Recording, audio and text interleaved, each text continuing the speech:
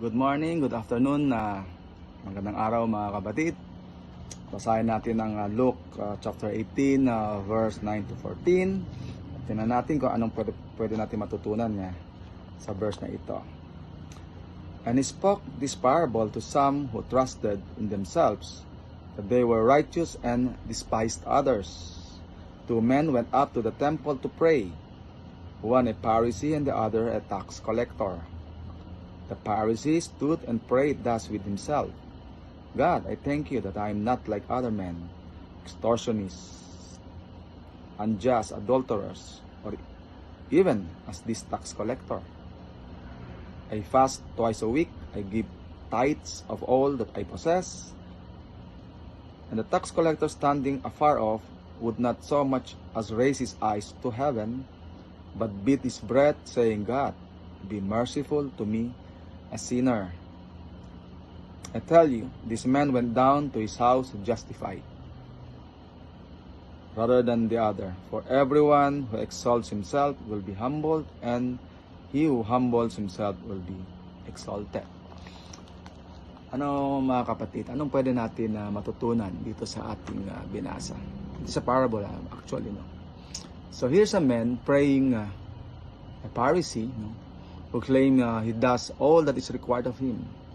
So proud of himself that he self-fulfilled all the law.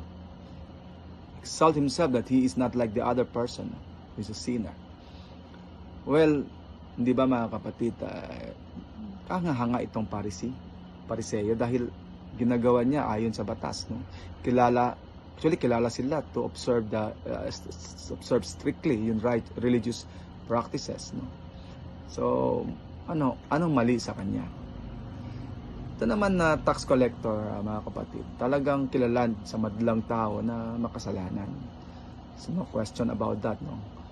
Kaya lang the way that he prayed, nagpray siya sa Panginoon with repentance, sa kanyang kasalanan, with broken heart and humility in his heart, asking God for mercy and forgiveness.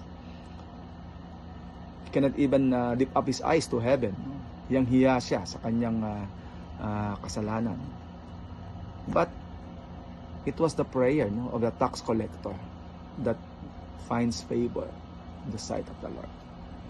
Because of his humility, because of his confession and repentance ng kanyang kasalanan, and is seeking God's mercy and forgiveness. It is because of this that he was justified.